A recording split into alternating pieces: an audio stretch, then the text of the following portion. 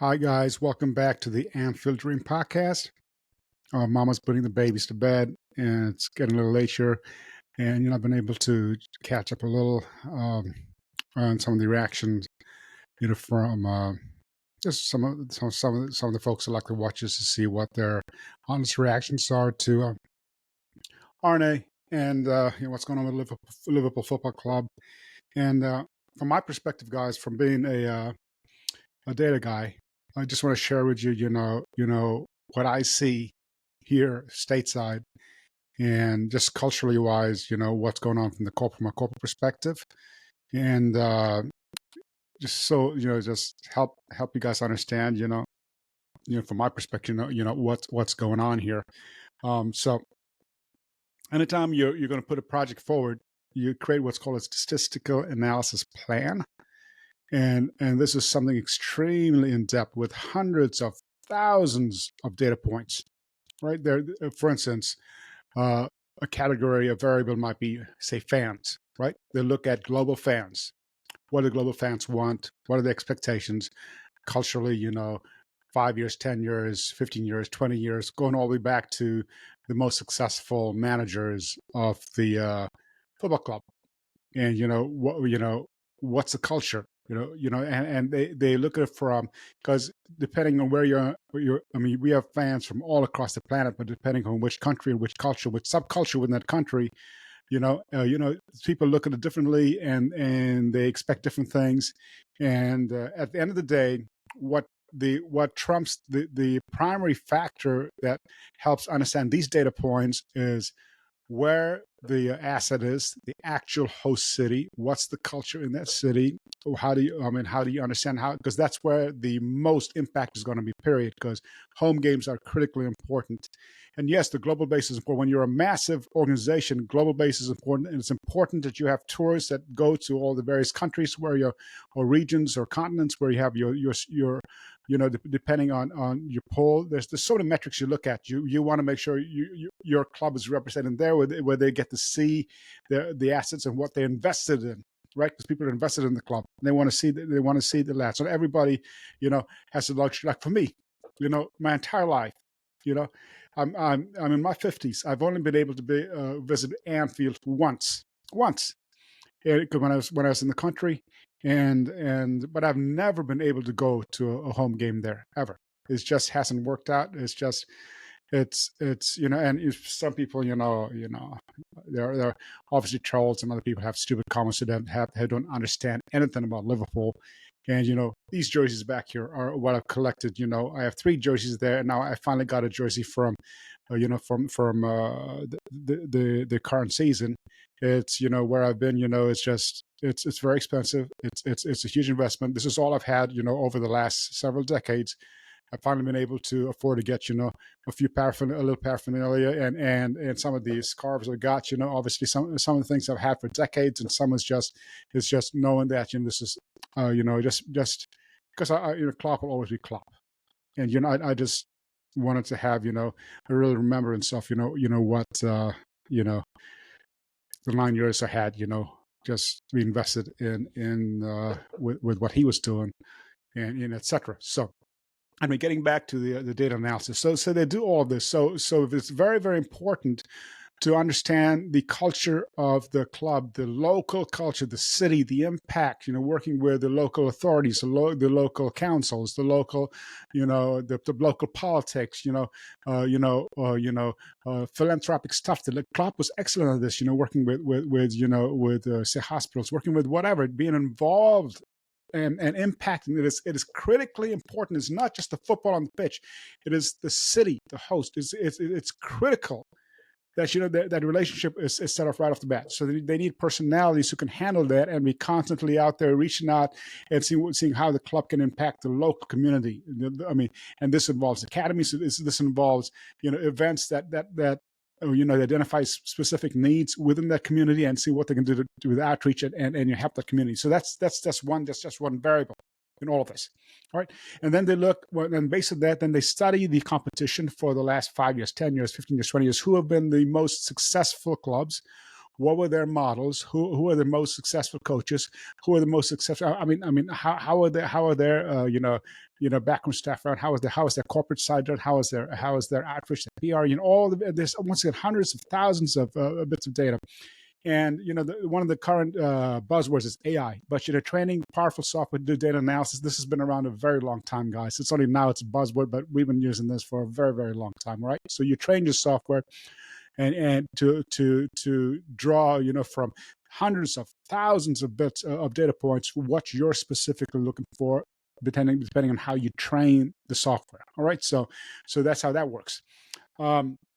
And then you create these engines and goes in there and just constantly just looking for what you're looking for. And so this goes, and so now they've got a lot of data from the last nine years with Klopp, and they understand. And Klopp's obviously a legend. He understands Liverpool. He understands community. He understands the club. He understands, the importance of the global audience. The clear difference between fans from certain regions of the world, which have completely different needs, even though they all support Liverpool. Everybody has their own perspective, right? So that's why I was shocked. I see, for the most part, I said, we got to give this guy a chance, right? But I've seen some people already, making some silly comments, and some of these people are probably just trolls or just haters from, other wannabe clubs trying to pretend to be us, right? Yeah, good luck with that. Anyway, so you have all these data points that they look at there. And based on that, they go, all right, so this. They have to come up with a plan. What type of product do you want to put out there on the pitch based on gathering all this and looking at the competition. And the whole point is, how can we dominate and the competition? So dependent on who you're playing, what their strong point. I mean, what do you have to counteract and dominate? And the goal is to win. The goal is to create as many points as possible. And this is why we had this wonderful back and forth thing with City and us, for a few years. And despite disparity as far as availability and frankly manipulation of revenues to acquisition, said assets, right? But obviously everybody's familiar with the charges they're facing, et cetera, et cetera. We're not going to get into that. We're not going into the politics of that. We're getting into to what happens on the pitch. And even last year you saw when City came, even Pep was just like, man, second half, Liverpool was a tsunami, a red tsunami. They just swarmed us. This is what I'm talking about, guys. When you have real-time data analysis going on, and people understand, it's you put what you think is your best output. When they have training sessions, there's literally Klopp, hinted at this many times, and a lot of fans they didn't get it. It's like, why would Klopp why can't he do this? And people think that everybody's an expert, right? Everybody is an armchair, expert on football and this and tactics and whatever. It's like, no, that's not how it works at an elite level. It does not work like that. You got to see. You rely on the data you get from all your professionals, from your sports scientists, from your medical department, from recovery, from where each individual is. They constantly have people talking to the lads, seeing who's up for it, if somebody has has an emotional situation, with something very close with the family or whatever, are they able to perform? How is that going to affect them? They have all these things, and they work intimately with all the various assets we have. And this is why I was not surprised when I saw some of the kids coming and do so well, because it was just that's how it works, guys. That's how it works. That's how real elite teams, elite organizations work. It's you have constant. I mean, it's relentless, constant data points. So getting, and these are just a couple of variables. I mean, I can't go into detail with how data analysis works, but I'm just giving you a couple of variables. All right. Now, the next thing which you've done is creating, hundreds of thousands of data points of target markets globally, whether it be a continent, whether it be a specific country, or a specific subculture, or a specific region that puts out, assets, talent that closely that matches, what your SAP is, what your statistical analysis plan, what you want to put, the product you want to put and develop and put out there that's going to dominate the marketplace, right? So you have very high level people looking at that. You have mid level people looking at that. You have boots in the ground. You're looking at data points, and then when all this data is pulled together, they go, all right. So this continent, this country, this city, when that's whatever. They look at all the various clubs, just across the entire planet, hundreds and hundreds of thousands of data points, and say, all right, they're producing XYZ. Let's say, it's so this is why they go into a multi asset source, resource acquisition point model, and all the most successful organizations on the planet have multiple clubs for this very reason. And they want to make sure each club is very, very successful in their own ecosystem, because they want to make sure, that once again, they understand the city, they understand the culture, they understand all the stuff that's going on with all these various, clubs. But at the same time, you want to keep it in the family so you can develop your own talent. And you're constantly bringing in new talent, and you're putting them through the various filtering mechanisms, and then you see potential there, and you have specific specialized individuals who are there to maximize that asset, right? And so this is where this comes in. So there are hundreds of thousands of points, and then they'll get down to a few thousand. All right. So we're saying good potential, say, out of Sao Paulo. We're saying good potential out of Buenos Aires. We're saying good potential out of a Dutch city or a German city or wherever, right? And then you look at your limitations. What the guidelines within the permutations of the league, the guiding the ruling bodies of the league, what they permit and what they don't, and then the actual country that you're hosted in, what the country allows, as far as so if you get a bunch of talents where it's always going to be a problem getting a work permit, even though the talent's exceptional, it's not smart to do that, because you're wasting a lot of resources. So you work where the country you're in, your club you're in, the situation you're in, where you're going to get work on and find the healthiest route, to get the talent. Like for instance, there's obviously a lot of heavy investment getting on the European side, because maybe a route for top talent to come to the UK post Brexit is you get them to the EU side. It makes it easier for them to come from the EU through the EU. Through assets and management clubs or whatever they have invested there, partners there in different countries or cities in the EU, and bring them to the UK. In some cases, it's very difficult to go directly from, say, another continent or another country source outside of the EU and bring them. There's so many complexities here, guys. I don't have time to go into all of that. But so they bring the talent in. And once you get the talent in, so this is where you need to have. It's critical you have the right, asset trainers, right? How is it going to be managed? Klopp was a master of this, but what burnt him out is he was playing way too many roles. And I like the fact that Arne is already understands that, and understands, that hey, he understands where his strengths are. I mean, what specifically his role is going to be, and he is going to be a coach. And he's going to get into the details and look at every single bit of data that comes across, and then get on the personal level, get in work. If somebody has like an emotional situation, make sure they get stronger there, get the help the asset needs to help make that person stronger in where they're weak, and where they're strong, get them even stronger. And then the training, and then like we talked about in the previous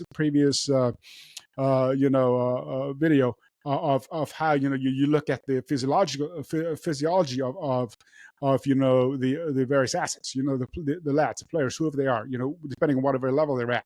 It's I mean, how is their body, and what are their strengths, what are their weaknesses?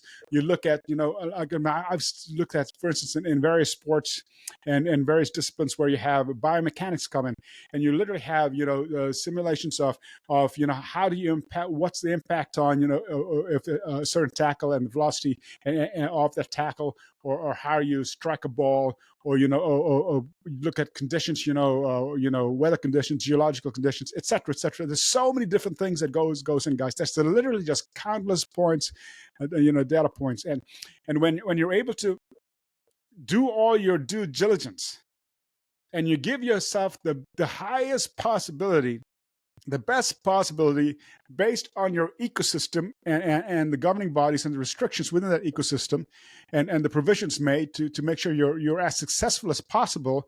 Then you have your contingents A, B, C, D, E. You have multiple contingencies set up with all the various assets. Once you identify these individuals, you make sure you maintain them, preferably within your own ecosystem. If you have a multi-club model, it's easier. But if not, you have partnerships, and you say, all right, we'll loan somebody out here, let them get experience here, because they look at the specific type of coach, and they want to make sure they send them to an area where they're going to grow and mature and improve that asset. You're just not going to just do a random, whatever loan here or there, whatever. You want to go where your assets is going to be developed. And so this is why it's critical when you can do it all in-house within your own ecosystem. It's brilliant.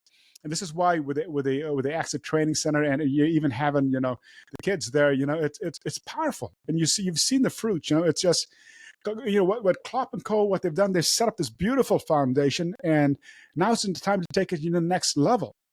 And Klopp just didn't have the energy for that. But and so this is why I really appreciate what they're doing here, and the caliber of individuals they're bringing in to do all the analysis and then actually work with the individual. These are human beings, and and understand them. Work with communities, work with everybody involved. And from all the way from the head scouts to the foot soldiers who bring it, who are actually, once an asset is a potential asset is identified, send them there, get real time eyes on asset, and see how they're performing. Do interviews, interview past coaches, past influences, whether it be family, friends, whatever. There's so much that goes in, guys, to understand culturally. Is this player phenomenal talent, but is there going to be a fit here? I mean, if the player can't fit within the culture, it's going to be extremely difficult and unfair to the asset and unfair to the team. And so everybody would want to play for a top tier team like Liverpool, but you have to take the best interests of everybody. Culturally, are they going to be assimilated, to the Liverpool family? Right, because that's what we are. You create this culture where everybody is pulling for each other. That's the spiritual side, right? Everybody. It is about Liverpool Football Club. It is about Liverpool, the city. It's about everything involved with Liverpool. And it's just, and so you learn from your mistakes and you move on. And and this is why sometimes it frustrates me a little bit, but I understand. I get it where fans come from who are not familiar. They just have their favorite players, and they follow players from other teams and say, this guy will be phenomenal if we can get this person and get a transfer. And yes, in a utopian fantasy, yeah, but in reality, even though that talent might be phenomenal, it may not be good for that individual or the club, because it may not be a match. It may not be a cultural match, and that could devastate. The all you need is one disruptive individual, and you see the ramifications. You've seen it. So you immediately when the pressure is high, it's on. You see with other clubs, especially like down the road from us, one of the man clubs, and the heads go down, and people they start pointing fingers at each other, yelling at each other, and because there's no cohesiveness. They're not a team. You see this because they don't have culture. And so that's the hardest thing to create is culture, healthy culture, and you understand where you're going. And then once you have all these phenomenal assets that you're developing, now based on who your opponent is going to be, you pick the best possible situation based on how they're performing in training there's constant stuff going on. You listen to your medical department, you listen to the data analyst, you listen to the medical science, you listen to and at the same time your scouts, your whatever, or they're constantly looking. You have specialized coaches that work on a special thing that's maybe it's